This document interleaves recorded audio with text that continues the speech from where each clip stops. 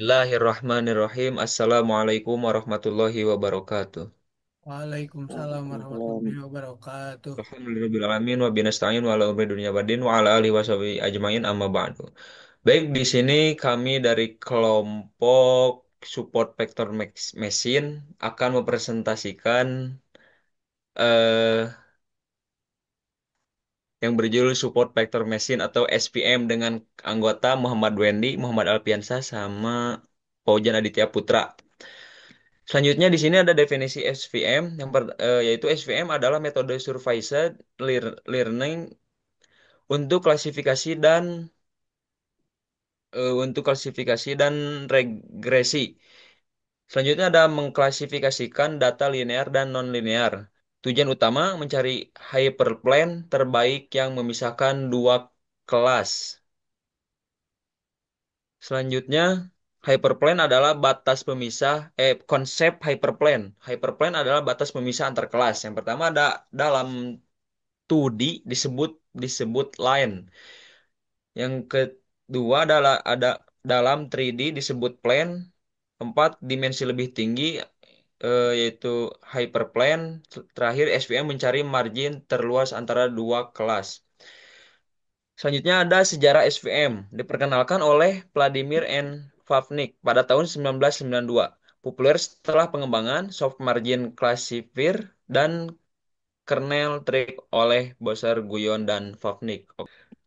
Selanjutnya ada langkah-langkah algoritma SVM. Yang pertama, ambil data latih dengan label kelas. Yang kedua, tentukan fungsi kernel, yaitu linear, polinomial, RBF, dan lain-lain. Yang ketiga, bangun hyperlane dan hitung margin. Yang keempat, optimasi posisi hyperlane agar margin maksimum. Yang terakhir, gunakan hyperlane untuk mengklasifikasikan data baru. Baik, akan dilanjutkan oleh Muhammad Wen. Oke, selanjutnya ada metode dalam SVM. Di sini ada dua metode. Yang pertama metode linear. Metode ini menggunakan pendekatan parametrik dan non-parametrik. Yang kedua ada metode kernel. Pemetaan ke dimensi lebih tinggi tanpa eksplisit fungsi pemetaan.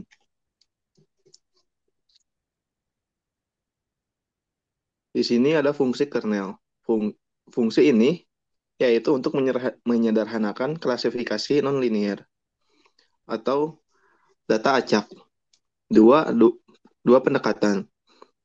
Yang pertama langsung, contohnya radial basis function, dan tidak langsung, yaitu dengan produk fungsi pemetaan.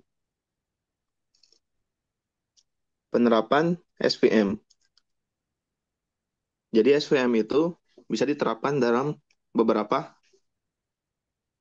kegiatan seperti pengenalan wajah, deteksi spam atau analisis teks, bioinformatika, klasifikasi sel, ekspresi gen, atau ini dalam dunia medis ya, bioinformatika itu selanjutnya prediksi pasar saham, kisaran naik atau turunnya, dan terakhir ada diagnosis medis otomatis. Diagnosis medis otomatis ini diambil dari eh, kejadian-kejadian atau histori-histori sebelumnya. Sekian. Baik, selanjutnya akan dibacakan oleh saya, yaitu ada kelebihan SPM. Yang pertama ada efektif untuk data berdimensi tinggi. SPM bekerja dengan baik bahkan ketika jumlah fitur dalam dataset sangat banyak. Algoritma ini tidak terlalu terpengaruh oleh dimensi yang tinggi karena menggunakan hyperlane untuk membedakan kelas-kelas dalam ruang fitur. Kemudian ada margin pemisah yang jelas. SPM berusaha menemukan hyperlane yang memaksimalkan margin antara kelas-kelas yang berbeda. Ini membantu dalam meningkatkan akurasi klasifikasi dan membuat model lebih tahan terhadap overfitting. Yang ketiga ada fungsi kernel yang beragam. SPM memungkinkan pengguna berbagi fungsi kernel di antaranya yaitu linear, polinomial, radial basis function, RBF, dan sigmoid yang membantu dalam menangani data yang tidak dapat dipisahkan secara linear dengan memetakan ke dalam dimensi yang lebih tinggi. Yang keempat ada hemat memori. SPM hanya menggunakan subset dari data yang disebut support vectors untuk menentukan hyperlane pemisah, sehingga tidak perlu menyimpan seluruh dataset dalam proses pelatihan yang membuatnya lebih efisien dalam penggunaan memori. Kemudian ada generalisasi yang baik. SPM memiliki kemampuan generalisasi yang baik, terutama pada data dengan distribusi yang tidak terlalu terstruktur dengan margin yang optimal. SPM dapat menangani data baru dengan lebih akurat. Kemudian ada kekurangan SPM. Yang pertama ada kesulitan dalam pemilihan fungsi kernel. SPM mengandalkan fungsi kernel untuk menangani data yang tidak dapat dipisahkan secara linear. Yang kedua, waktu dan sumber daya komputasi. Saat menangani dataset yang sangat besar, terutama dengan banyak fitur atau sampel, SPM bisa menjadi lambat dan membutuhkan banyak sumber daya karena komputasi kompleksitas waktunya pelatihan yang tinggi.